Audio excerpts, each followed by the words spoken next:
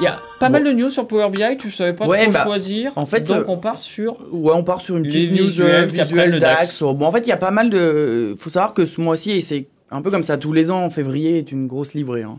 Février est une grosse livrée de nouveautés. Il n'y a rien eu en janvier. Il n'y a pas de nouveautés en janvier. D'ailleurs, j'étais surpris sur Fabric, il n'y a pas eu d'annonce du tout. Il y a 2 mois dans l'année où il n'y a rien. Okay. Je sais plus, je crois que c'est janvier, et un truc genre juillet, août, un truc comme ça. Je sais plus lequel des deux, mais il y a 2 mois où il se passe pas rien, mais il n'y a pas de livret. En fait, il y a pas mal de choses qui arrivent. Forcément, il y a beaucoup de choses un peu Fabric, il y a des choses côté Power BI. Donc, on a de l'arrivée de Copilot, nous aussi. Il n'y a pas que vous, ok, les gars qu'on a pu commencer à tester. Alors, bientôt, je reviendrai un peu plus en détail. On fera un sujet un peu plus puissant, pointu et plus long. Parce que oui, il y a des choses qui arrivent. On commence à générer du rapport dans Power BI automatiquement avec Copilot. Cool. Maintenant... Il est tout fier parce qu'il a eu une premium de test pour le tester sur un cas client. Il l'a placé, ça y est. J'ai pu le tester avec un client, en effet. C'est très intéressant, mais j'espère pouvoir le tester avec d'autres clients. D'autres clients, si vous nous entendez. Si vous nous entendez. Le pied. Mais bon, là, l'idée n'était pas tant ça. Enfin, il y a pas mal de choses. J'en ai choisi une parmi tant d'autres. Hein. J'ai choisi, je sais qu'il y a des abonnements, il y a la sortie des abonnements personnalisés. Maintenant, on va pouvoir envoyer des adresses mail, des abonnements par email à des listes de diffusion spécifiques avec des droits spécifiques, des choses très pointues sur l'abonnement. On en reparlera. Et là, ce que j'ai privilégié aujourd'hui, c'est plutôt le DAX au niveau des visuels. Alors oui, c'est très niche par rapport à... C'est pas de l'IA du tout. L'idée, qu'est-ce que c'est dans Power BI? Ça reste notre premier métier, on le rappelle.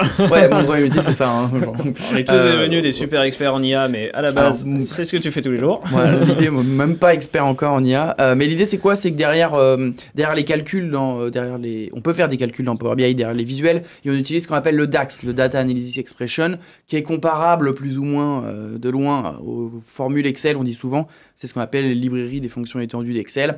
Et ça te permet de créer des mesures où tu vas coder un petit calcul et ça va réanalyser, ça ajoute une surcouche d'analyse à tes données de Power BI. C'est un langage de calcul. C'est pas considéré comme un langage pour les puristes, mais pas loin. Ouais. Ouais, on peut le voir comme ça. C'est un langage de calcul. Maintenant, souvent, ce qu'on avait comme souci, c'est que quand on développait des calculs, c'est des calculs qu'on développait au niveau modèle. Okay. Très bien. Et il y avait ça chez les concurrents, et j'avais même d'ailleurs des clients qui me disaient « Ouais, mais comment ça se passe si moi, mon calcul, je veux qu'il soit qu'au niveau de ce visuel-là » Sans affecter le modèle derrière. Je veux même pas qu'il s'exécute au niveau modèle, parce qu'en fait, ça s'exécute aussi au niveau modèle, donc ça peut ralentir un peu le modèle. Et je leur disais « Bah non, voilà, c'est comme ça, et c'est déjà bien. Hein. » Il n'y avait pas de débat, là. Il n'y avait pas de débat, et le débat, il existe maintenant, parce qu'en fait, ils ont rajouté cette couche, qui est que maintenant, on va pouvoir écrire du code visuel par visuel. Alors, ça paraît pas énorme. Nous, ça va nous changer quand même 2-3 trucs parce qu'on va pouvoir vraiment... déjà, ça va simplifier le DAX. Parce que pour un utilisateur, moi qui forme pas mal de gens, développer une mesure en DAX qui s'applique à tout le modèle, où on fait une somme, un minimum... Les gens disent, c'est compliqué à comprendre. Parce que tu dois comprendre ce qu'est le modèle déjà. Qu'en fait, qu'une fois que tu l'as développé, que tu la glisses dans ton visuel, là, elle s'applique au contexte de ton visuel, mais qu'elle peut... Enfin, il y a plein de trucs comme ça. Ça recontextualise ce que tu es en train de faire, en fait. C'est ça. C'est que là, ton code va être contextualisé par rapport au visuel dans lequel tu l'as codé. Pour l'instant, on n'a pas tout n'est pas soutenu en termes de calcul. J'ai commencé à regarder, ça simplifie pas mal, ça va nous permettre de faire des analyses plus pointues, parce qu'en fait, nos visuels vont vraiment pouvoir être spécifiques avec des calculs spécifiques. Et de plus, ça va aussi, augmenter la puissance, ça va augmenter la performance. L'impact. C'est ça, parce qu'en fait, ce calcul ne s'exécutera que à l'affichage de ce visuel. C'est ça. Bon, et donc avant, potentiellement, certains calculs s'exécutaient au niveau du rafraîchissement. En fait, on pré-calculait, par exemple, les colonnes calculées. Voilà, tout se lançait. Donc voilà. Donc c'est une petite news, mais qui est impactante pour nous. Qui va vraiment être impactante pour nous dans la vie de tous les jours de développeurs Power BI. C'est pour ça que ça paraît peut-être pas énorme, mais je pense que dans 1-2 mois, il y a beaucoup de devs qui vont vraiment utiliser cette fonctionnalité de façon journalière. Même d'un point de vue énergétique. Voir l'émission Vie ma vie de développeur Power BI, il a ça. Je vous emmènerai avec moi si vous voulez. Ça s'exécute à chaque appel du visuel. À chaque affichage du visuel ou à chaque fois où ce que tu vas, si tu sélectionnes quelque chose d'autre en dehors de ton visuel, bah, ça modifie les données de ton visuel. Il y aurait une vraie question à se poser en fonction du volume de gens qui affichent le visuel, s'il faut le précalculer une fois au rafraîchissement ou à chaque fois sur le poste. Parce qu'en termes, là, si tu prends la casquette GreenOps, attention, hein, si tu as 100 000 personnes sur le même visuel... Alors, ça n'arrive pas. D'accord. Ça n'arrive pas parce qu'on est un peu bloqué par... Bref. Par des limitations de performance. 100 000 personnes sur un seul rapport, je ne l'ai jamais... ça a peut-être existé, mais il y a une grosse capacité premium derrière. Donc voilà, donc je pense qu'il n'y a pas... À tester, j'ai pas eu le temps, j'ai testé rapidement, mais je pense qu'il y a pas mal de choses à tester. Tu m'as dit autre chose quand même, tu m'as dit que c'était une fonctionnalité qui était disponible chez les concurrents de Power BI aussi. C'est une fonctionnalité disponible chez les concurrents. C'est vraiment des choses où moi, je l'ai eu, l'autre jour j'ai fait un audit de migration d'un outil à Power BI et on regardait les fonctionnalités et forcément on disait bah tiens, il y a ça, nous on l'utilise beaucoup, je suis en mode... Ah, c'est bien, c'est pas mal, j'avoue. Donc là, tu vas renvoyer une V2 de ton audit en disant... Je vais changer de trucs en audit. Alors en fait, c'est bon, ça y est. Donc voilà. Donc et on peut même générer des vidéos maintenant. C'est ça. Et après, on les embête dans Power BI. Oui, on peut. Avec Copilot. Oui, donc ça bon, c'est un petit truc, mais ça va vraiment changer le quotidien côté Power BI, à voir comment ça évolue. Pour l'instant, c'est en pré-version et ça s'active manuellement dans sa version Power BI Desktop où il faut aller dans les options et activer la fonctionnalité en preview manuellement. Donc ça va pas être c'est pas pour tout de suite. Il considère que c'est pas encore un usage natif. Non. Alors, c'est pas un usage natif vu que tu dois l'activer. Ouais, c'est ça. C'est ça. Mais souvent ces choses-là, on les active nous pour les tester et rapidement en fait ça se devient standard. Ça s'active automatiquement dans la nouvelle version peut-être de mars, avril, quelque chose comme ça. Et en pêle-mêle du coup, qu'est-ce qu'on retient du Book of News sur le reste? Sur le reste, alors il y a pas mal de choses sur les abonnements, donc envoi par mail automatique de rapports, ça il y a pas mal de choses qui sont augmentées où on va pouvoir variabiliser ces envois où avant on devait écrire la liste des gens et voilà.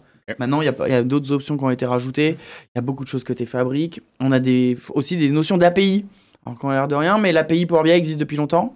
On a l'API fabrique qui est sortie il n'y a pas longtemps, mais qui commence à s'étoffer. Donc ça, on a commencé à avoir des infos dessus lors des calls partenaires. Pour tout ce qui est monitoring, gouvernance. C'est surtout pour du monitoring et de la gouvernance à l'heure actuelle. C'est vraiment un truc tout bête. On avait, il y a quelque temps, si quelqu'un changeait quelque chose dans le panneau d'administration, moi, je savais pas. Personne ne savait. C'est-à-dire que je changeais une option dans le panneau d'admin, même si elle était différenciante. Typiquement, vous avez le droit à partir de maintenant de télécharger la donnée derrière un rapport Power BI dans Fabric. Je le change, personne n'était au courant. La fonctionnalité est arrivée, mais on ne savait pas à qui quoi. Maintenant, on va pouvoir avoir dans l'API la liste des fonctionnalités, de comment c'est paramétré, et de pouvoir récupérer toutes ces choses. Alors c'est pareil, c'est pas beaucoup, mais en termes de gouvernance, c'est compliqué de dire à une boîte, alors il faut le paramétrer comme ça, votre Power BI ou votre Fabric. Et si ça change, faut revenir dessus toutes les semaines et faire des petits checks. Surtout quand il y a des nouvelles fonctionnalités qui arrivent dans le panneau d'admin. Donc il y a forcément la fonctionnalité qui arrive dans le panneau d'administration. Et si t'as pas l'info, tu la découvres un peu plus tard. Surtout que ça, moi c'est un petit peu, je suis pas fan, mais surtout que beaucoup de fonctionnalités preview sont activées par défaut. À tout l'inverse que tu testes. Faut que tu testes. Sauf que moi je voudrais bien que certains testent. Pas genre à l'échelle d'une grande boîte que 30 000 personnes se voient avec « Ah bah tiens, on peut faire du Fabric, je vais essayer !» Non, c'est dommage parce que ça, ceux qui ont passé les vieilles certifs et le vieux système d'update Microsoft, mais avant, il y avait les 3 cercles qui avaient... En fait, tu avais toute une logique dans les updates, même sur 365, mais qui venait du on-prem, où tu avais cette logique, tu avais des fonctionnalités pour très réduit, enfin, je ne comprends pas les mots pour fumer tout le monde, mais globalement, tu avais le très réduit, l'un peu plus large, les bêta-testeurs et tout le monde. Tu avais 3 cercles avant d'arriver, et ça, je trouve vraiment dommage. Sur Windows aussi, du coup. Oui, c'était du Windows, etc. Ouais. Et globalement, c'est dommage que ça s'est perdu. Je comprends qu'ils veulent que dans les PME, tout le monde teste, mais que c'est vraiment dommage parce que des fois... compliqué. Le très réduit, c'est celui où tu peux casser ta bécane si tu avais une mauvaise feature. Non, mais à l'inverse, nous, il y a des fonctionnalités qui sont testées, qui en fait, l'utilisateur, il va les tester sans trop comprendre qu'il y a du licensing derrière, qu'il y a des choses comme ça, et d'un coup, du jour au lendemain, c'est bon, t'as enlevé ta période d'essai, et là, t'as 20, 30 utilisateurs qui vont à la porte de l'IT. Ouais, pourquoi je peux plus utiliser ça ? Déjà, pourquoi t'as pu ? Parce que j'ai oublié de paramétrer le fait que tu devais pas. Et donc, le gars, on dérive un peu, mais le sujet qui a été le plus complexe là-dessus, c'est quand ils ont rajouté la partie Power Apps Premium dans Teams, qui s'activait par défaut pendant un moment chaque fois que tu crées un nouveau Teams. Voilà, enfin là, heureusement, heureusement. Alors, beaucoup d'entreprises... Stratégiquement, on comprend. Après, beaucoup d'entreprises l'ont désactivé vite. Ouais. Et ensuite, ce qui est très drôle, c'est que c'est 1 an après, tous ces Teams-là, même si la personne n'avait pas fait de Power Apps Premium, étaient considérés dedans. Et du coup, ensuite, ils avaient les alertes un an après. Salut, je vais supprimer tes données. Ouais. Enfin, tu vois, il y a des fois quand même, ils activent des trucs un peu à la barbare. Ouais. Moi, je suis assez pour qu'ils mettent du preview, de la nouveauté. Il faut pas bloquer l'évolution. Non, mais il y a des fois, il y a des trucs info quand même, importante, l'accès à l'API Fabric, du coup. Accès à l'API, accès à l'API, on l'avait déjà, mais là où on commence à avoir de plus en plus de choses, il y a des nouveaux rapports de monitoring par défaut qui vont arriver aussi. Donc ça, on sait pas trop quand, mais en fait là, on n'a pas de monitoring au vue Fabric, on a le monitoring vue Power BI, il nous manque le côté TDLD, Fabric. là. On a le TMLD, Voyelle. Bref, Tu te sens bien? je sais plus ce que c'est. C'est un manque de voyelles. En fait, il y a aussi un nouveau langage qui est vraiment sorti sur le côté. On en avait déjà parlé, mais qui est le langage derrière le modèle de données, ce qui fait que maintenant, on va vraiment pouvoir versionner les modèles de données Power BI avec l'intégration en plus de GitHub, Ça avait été côté Fabric. Ça avait été partagé dans la communauté à l'époque, de mémoire, Mais sur un meet-up c'est américain. ça, Là, et et maintenant, c'est reconnu comme langage officiel. C'est ça, exactement. Derrière la modélisation, TMDL, je crois. Et en fait, derrière, on va vraiment pouvoir monitorer. Avant, on avait un JSON côté Power BI où là, on voit tout ce qui se passe. Visuellement, on avait une sorte de boîte un peu côté modèle de données. Là, on a vraiment deux choses qu'on va pouvoir monitorer, qu'on va pouvoir versionner. Tu as des blocs, ça, une organisation de ton modèle. Et on va pouvoir vraiment le mettre dans du Git, on va pouvoir le tester, on va pouvoir le versionner, on va pouvoir travailler à plusieurs sur Power BI dès lors qu'on aura Power BI Premium ou Fabric. Et le dernier point que je m'étais noté, c'est la GA de la Data Gateway. Ah, de la VNet Gateway, tu vois. La VNet Gateway qui est passée en GA alors qu'elle était depuis quelques années en preview. Un pas de plus vers la sécurisation. Un pas de plus vers toutes les fois où on travaille des entreprises qui ont des réseaux entièrement sécurisés, où Power BI va en fait être un frein et potentiellement même impossible à mettre en place parce que je leur dis la VNet Gateway, c'est ce qui permet d'avoir un niveau de sécu avancé, mais elle en preview et qui te regarde, il fait non, la sécurité, il n'y a pas de preview chez nous. Pour Power BI et Fabric, je pense que c'est la même.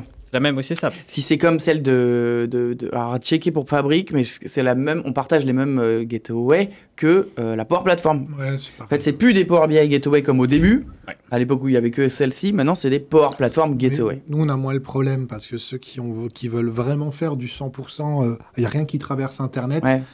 Quand ils ont ce niveau, en tout cas, de réflexion, ils vont te faire des applications sur du Dataverse. Le Dataverse étant à l'intérieur au même endroit que ton app, en fait, il n'y a rien qui circule. La personne, ça reste dans ton tenant 365. Mais oui, sinon, on avait les data gateway, on avait un peu de réseau, où nous, on pouvait tricher en passant par Azure. On avait des trucs, on était moins bloqué que Power BI qui n'avait pas ce connecteur. C'est surtout que Power BI venait se mapper à des data platforms Azure derrière, qu'on avait complètement fermé, potentiellement, et lui il se retrouvait à l'extérieur. Et lui il n'est pas fermé. Et il n'était pas. Donc, que nous on était fermés, où on avait les accès virtuels, etc. Donc voilà, pas mal de petits trucs, c'est une grosse release. Il n'y a rien de waouh. Mais c'est des choses. C'est plein de choses qui sont très clairement améliorer le confort. Et en vrai, je préfère ça qu'une news waouh qui en fait, ok, les waouh. Si tu me dis, Copilot c'est dingue et tout. Ouais, enfin, moi j'ai 80% de mes, même 95 à l'heure actuelle, de mes clients qui vont pas utiliser Copilot tout de suite. Hein. Ils n'ont pas les licences. Voilà, déjà, on pérennise l'utilisation de Power BI, on pérennise tout ça. Avant de rajouter des couches, il y a beaucoup de clients qui sont en mode, mes utilisateurs pour Power BI, ils l'utilisent, mais je suis pas encore sec dessus, quoi. Et donc là, je vais pas leur rajouter la couche Copilot, la couche tout ça, mais j'en ai quand même qui commencent à arriver. Alors, j'ai eu un call ce matin, j'en ai eu un la semaine dernière sur Copilot, ça arrive vraiment. Il y a des vraies demandes, il y a des attentes, on comprend l'enjeu. Voilà. On se méfie de l'effet Contoso. Voilà. On veut savoir si ça va marcher. Mais on a testé un peu, ça marche. Et du coup, sur l'épisode 12, tu nous expliqueras tout ça avec un vrai retour d'expérience. Ouais, j'ai le pricing qui va bientôt arriver. On a déjà un sujet un mois en avance. J'ai call Microsoft Pricing ce soir. Alors, et pour expliquer aussi, c'est comment ça fonctionne dans les têtes dans le cloud. On valide les derniers titres à peu près 20 minutes avant de démarrer le live. Donc, c'est zéro niveau de prépa. On les a validés lundi et on est mercredi là. Oh, il y en a 2 qui se sont rajoutés ce matin quand même. Je suis pas tout à fait loin de la vérité.